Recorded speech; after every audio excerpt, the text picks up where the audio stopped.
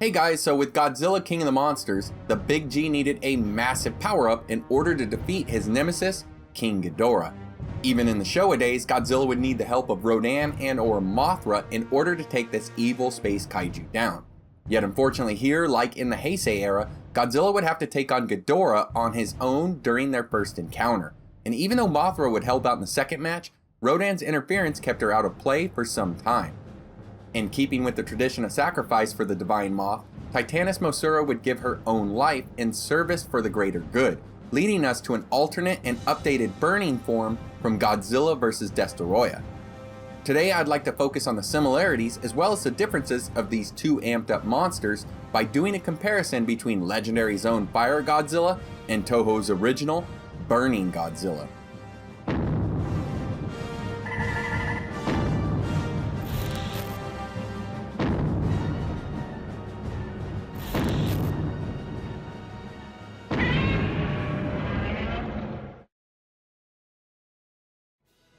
Let's begin with the OG, the Heisei era's Burning Godzilla.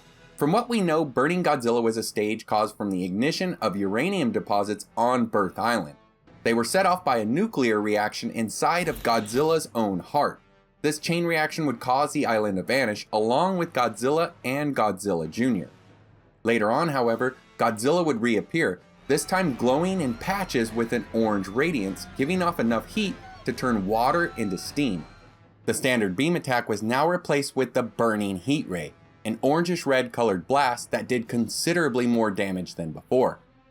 Now this is just a theory of mine because I don't see this mentioned anywhere else, but I've always thought that there wasn't just the one nuclear event on the island that led us to Burning Godzilla. I believe that this was just the last bit of added energy that pushed the Big G over the tipping point. The Heisei Godzilla was constantly absorbing massive amounts of energy all throughout the era. The original version was 80 meters tall due to the absorption of radiation from more modern nuclear weapons, which was amplified when Godzilla absorbed further radiation from a nuclear sub, bringing him up to a staggering 100-meter height. And it doesn't stop there either. Godzilla would receive even more energy when it received the life force of Fire Rodan after its death at the hands of Mechagodzilla. And then again, the Big G would take in even more energy during Godzilla vs. Space Godzilla after he destroyed the shoulder crystals from Space G, again absorbing even more power. So basically what I'm saying is that he was gaining excessive amounts of energy all throughout the entire era, possibly building up to this eventual burning form. With Legendary's Godzilla, it looked like we were about to get a new version of Burning Godzilla at first. When Godzilla was almost killed by the Oxygen Destroyer, Monarch chose to revive him using a nuclear weapon that was put into place by Dr. Serizawa. Unfortunately, however, after reviving Godzilla, Monarch noticed that he had absorbed too much energy and was about to go into a meltdown type status. So right off, it looked like we were about to get the same kind of Burning Godzilla. Yet here, the next stage of the Big G, his fire stage, would not be attained from the energy from a nuclear weapon, instead it would come from the life force of a dying Mothra. So really this isn't much different than Burning Godzilla, except for the events were switched up in the timeline. Heisei's Godzilla received a power-up from Rodan, and then in the next film, got the extra radiation to reach the burning stage, whereas Legendary's Godzilla got the boost of extra radiation first, and then attained its fire stage after absorbing the life energy of Mothra. We even learned from Michael Dougherty's own Twitter account that this fire or burning stage for the Legendary Godzilla is a temporary one, and that it is in fact caused from the sacrifice of Mothra, which is why the nuclear pulse looks like her wings and gives off her sound. I do have a few questions here though. Was the power-up as strong as it was because of both the nuclear weapon power-up from Serizawa combined with the energy of Mothra, or was it simply due to the Mothra power-up? And more importantly, since we know that the fire form was temporary, is Godzilla now in the safe zone radiation-wise? Meaning, when he expelled all of that energy out in the form of nuclear pulses, did it also expel the extra radiation absorbed from the bomb? I'm betting it did, but if it didn't, this could lead to a reason why Godzilla, who normally protects mankind, could become corrupted from this extra energy for his next appearance in Godzilla vs. Kong. So it's pretty obvious to see that the fire stage for Legendary Godzilla is in direct homage to the events of Godzilla vs. Mechagodzilla 2 and Godzilla vs. Destoroyah. Yet now I want to see just how the offensive and defensive capabilities of each one stack up when compared with the other. With Burning Godzilla, its standard heat ray is replaced with the Burning Heat Ray, an upgrade in power over the latter, yet still not as powerful as the Spiral Heat Ray. That is, until he heats up even further, leading to the Burning Spiral Heat Ray, or Infinite Heat Ray, given that name as it's said to increase infinitely in power every single time it's used. These same increasing levels of heat would also cause Godzilla to begin to release nuclear pulses seemingly at random, which did increase enough in power to eventually stun Destoroyah, and even light the area around the Big G on fire.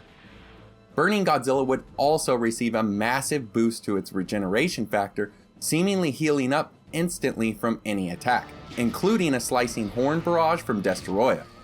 This enhanced regen would be stacked on perhaps the most durable Godzilla of all time, one that was able to swim underground through miles of molten magma under immense pressures and heat. The only drawback to this stage is the meltdown, one that would literally melt Godzilla, all the while destroying the Earth itself. With the legendary version, Fire Godzilla seems to possess many of the same attributes as Burning G. Most likely, the Monsterverse G possesses some type of spiral or red atomic blast as well, yet unfortunately, we haven't seen such an attack get used on film. But what we did see was really impressive.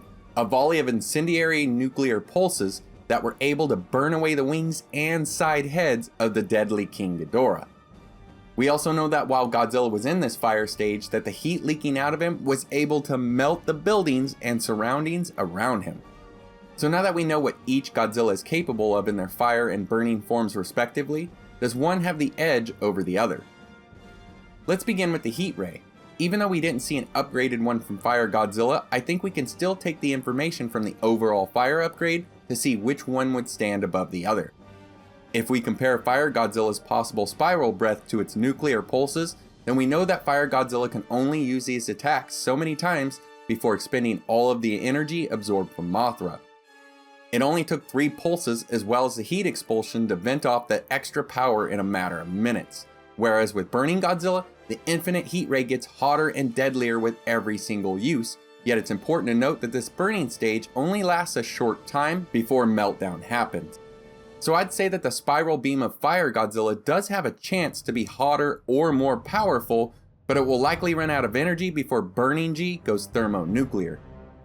Now, if we actually look to those nuclear pulses themselves, this is where Legendary clearly has the edge. They both have the pushback ability, as we've seen both of their pulses knock back a fully grown King Ghidorah.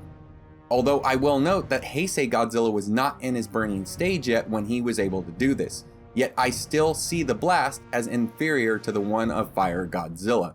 The updated pulses were massively OP, actually melting or burning up King Ghidorah. He may not be able to fire off as many of these as the Heisei Godzilla was, but they were insanely powerful, doing much more damage. When it comes to powers of regeneration, we really didn't get to see if the Fire Godzilla stage gave Legendary any boost to its healing factor, but if absorbing any amount of radiation heals him up, then it's likely that this fire stage gives Godzilla increased regenerative state, similar to the Heisei Godzilla. I would note that Burning Godzilla's healing would likely exceed that of Fire's eventually, but that's just bringing him closer to death at meltdown. I didn't take into account fighting abilities, as it didn't seem that either version of Godzilla had their skills increased in this category, although it's likely that both of them did receive a strength boost while in Fire or Burning stage. In the end, it's hard to say which form, Fire or Burning, is better. Fire's nuclear pulses were amazing, but short-lived, while Burning Godzilla's infinite rays were equally amazing, yet also short-lived. But on the same note, the entire Heisei Godzilla itself would also be short-lived after achieving this state. And just remember too, when comparing the two, that budgets and special effects for each film come highly into play. The Legendary Godzilla looks way more mobile, but it's not a guy in a suit with limited movement either. The pulses of Fire G look way better than the pulses in Godzilla vs. King Ghidorah, but the tiny budget and dated effects didn't help make them look too powerful either, which could have been the difference between simple fire on the buildings or buildings that were actually melting. But with all that said, at least Fire Godzilla gets to continue on to fight another day, while Burning Godzilla perished, giving us the new powered up Godzilla Jr. that unfortunately never saw his own film. So what is your favorite Godzilla power up here? I love that Michael Dougherty was able to pay homage to so many aspects of the original Godzilla films, including his take on Burning G with Fire Godzilla. I'd love to hear your thoughts below, and as always, your likes, shares, comments, and subscriptions go a long ways towards helping the channel grow. Thanks again, guys, and I hope to see you next time.